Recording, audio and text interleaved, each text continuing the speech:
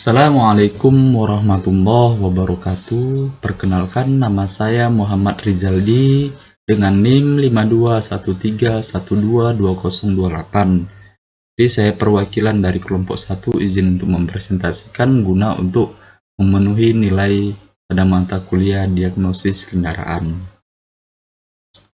Jadi ini bagian tugas diagnosis 2 ya, yang akan saya presentasikan. Jadi bab 1 atau pendahuluan. Kita masuk ke dalam latar belakang. Nah, pada mobil yang berteknologi injeksi, contohnya seperti mobil Avanza yang memiliki sensor ESC atau yang biasa disebut dengan idle speed control. Jadi ESC ini mempunyai peran penting untuk mempengaruhi kinerja mesin agar dapat bekerja secara normal. Jadi ESC atau yang biasa disebut sebagai aktuator ini bertugas untuk menjaga sebuah kestabilan pada putaran mesin atau yang biasa diketahui sebagai RPM.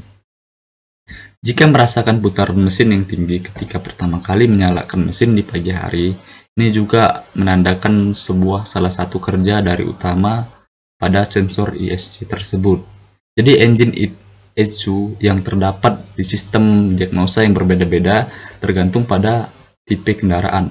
Jadi umumnya, sistem diagnosa yang dimiliki oleh ECU adalah mode normal atau dapat mempunyai mode normal, mode, dan tes mode. Jadi saat kendaraan dibawa ke bengkel karena ada masalah pada sistem kontrol mesin, isi memori dapat diperiksa untuk mengidentifikasi kerusakan yang terjadi. Setelah kerusakan diperbaiki, lampu cek engine akan mati. Tetapi memori ECU menyimpan catatan sistem yang mengalami kerusakan. Jadi ada rumusan masalah. Yang pertama, apa saja alat dan bahan yang diperlukan untuk melakukan diagnosa kendaraan? 2. Langkah apa saja yang harus diperhatikan dalam melakukan diagnosa kendaraan? 3. Bagaimana cara mendiagnosa bahwa telah terjadi gangguan pada sistem K3DE pada unit DIS dan stepper motor tipe ESC.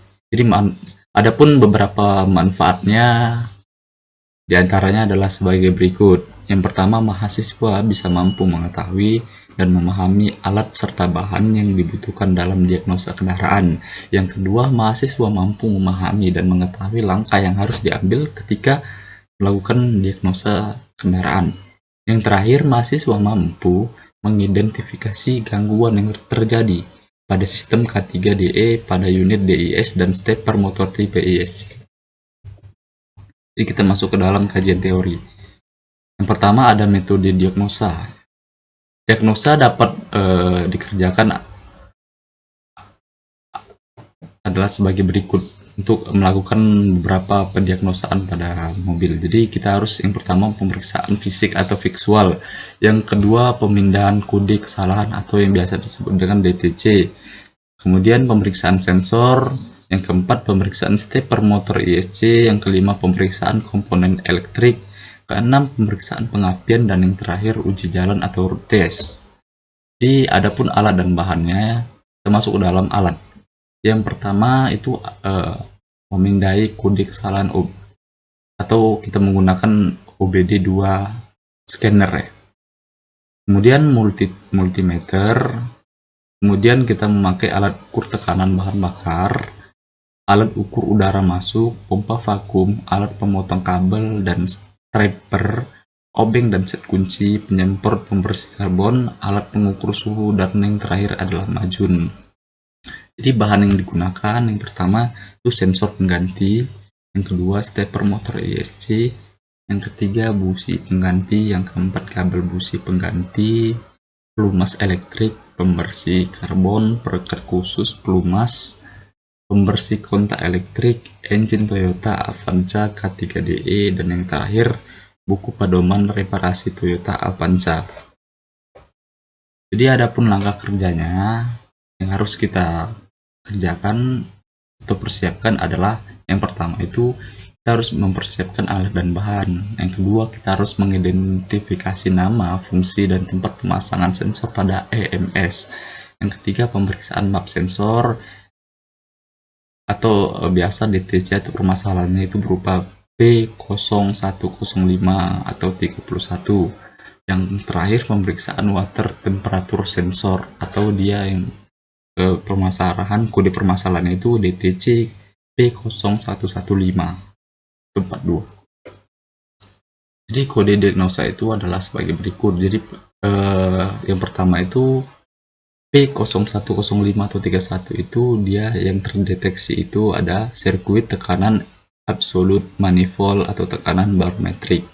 Jadi area gangguannya itu open atau short pada sirkuit dalam sensor tekanan absolute manifold. Yang kedua sensor tekanan absolute manifold. Yang ketiga ECM. Jadi menyala dia ya, menyimpan DTC.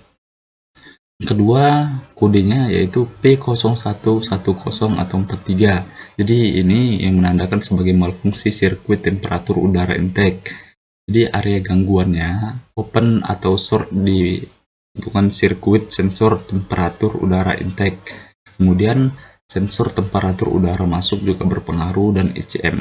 Jadi menyala dia ya. Jadi ini menyimpan permasalahan atau DTC. Jadi kita masuk ke dalam bab 3 atau penutup ya, yang terakhir.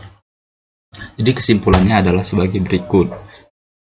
Adapun beberapa kesimpulan yang mungkin bisa kita ambil. Yang pertama, kerusakan stepper motor ISC. Yang kedua, sensor rusak. Yang ketiga, kabel dan koneksi yang rusak. Yang keempat, kerusakan pada sistem pengapian. Yang kelima, kerusakan pada elektrik umum. Yang keenam, masalah pada sistem bahan bakar. Yang kemudian bagian ketujuhnya yaitu kode kesalahan. Jadi saran dari sini kita bisa baca bersama-sama. Jadi kita dalam melakukan diagnosa suatu kendaraan bahwa telah terjadi gangguan pada sistem engine K3DE pada unit DIS dan stepper motor tipe ISC, perlu pemahaman yang baik dan pemeriksaan terlebih dahulu.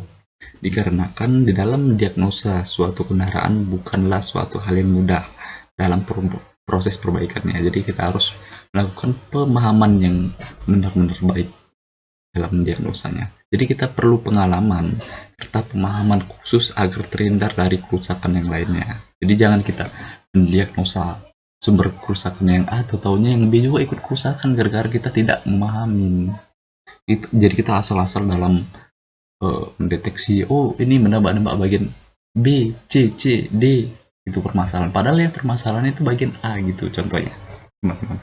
Jadi hal ini dapat mengetahui lebih dalam bagaimana cara mendiagnosa kendaraan yang terjadi gangguan pada sistem engine K3DE pada unit DIS dan stepper motor tipe ISC yang nantinya dapat dipraktekkan secara langsung untuk bisa memudahkan dalam pemahaman dan benar-benar terbukti menyebabkan permasalahan dari pemaparan materi yang dibuat dari makalah tersebut. Jadi itu saja yang bisa saya Muhammad Rizali sampaikan dalam presentasi kali ini. Mohon maaf bila mana atas apa yang saya sampaikan mengandung banyak kesalahan maupun kekurangan. Saya mohon maaf khususnya kepada Bapak dosen. Dan saya akhiri, wabillahi taufiq wal hidayah. Assalamualaikum warahmatullahi wabarakatuh.